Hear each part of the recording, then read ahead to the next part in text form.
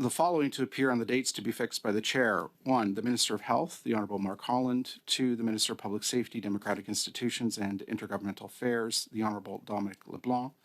And 3, other witnesses whose names shall be provided by the parties to the clerk of the committee within 1 week of the adoption of this motion, and report its findings to the House. Thank you, Mr. Chair, for allowing me to move this motion. I'm just going to speak briefly to it so we can all have a say on this motion and get it to a vote.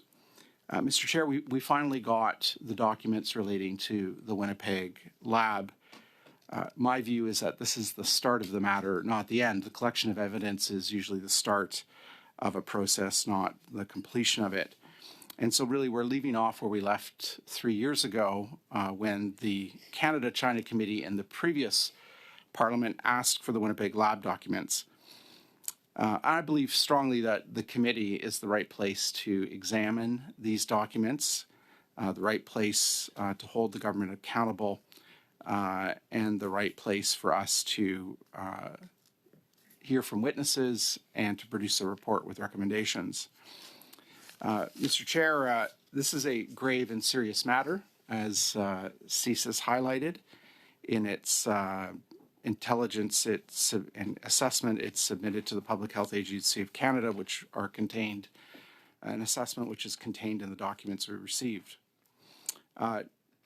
It's a grave and serious matter because a government scientist clandestinely collaborated with the government and the military of the People's Republic of China and was paid clandestinely by the government and the military of the People's Republic of China without the government of Canada knowing.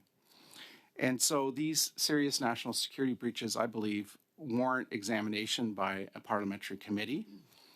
It's now been 4 weeks since we received the documents, which is the reason, Mr. Chair, as you know, I've called this emergency meeting so that we can make a decision, I hope, in favor of holding hearings on these documents.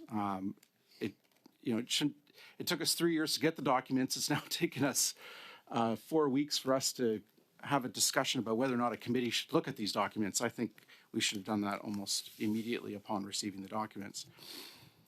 So the motion in front of us will allow us to examine these serious national security breaches. It will allow us to examine the flow of information and intelligence within the Government of Canada and to get answers to questions such as the following. Why wasn't this caught earlier than September 2018? Why did it take 10 months for the government to secure the lab?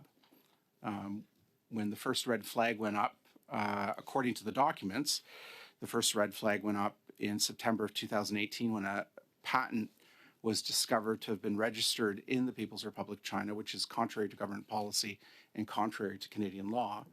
It then took 10 months for the lab to be secured on July 5th, 2019.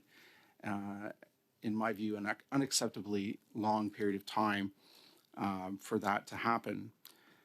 We also need to examine why it took us 3 years to get the documents.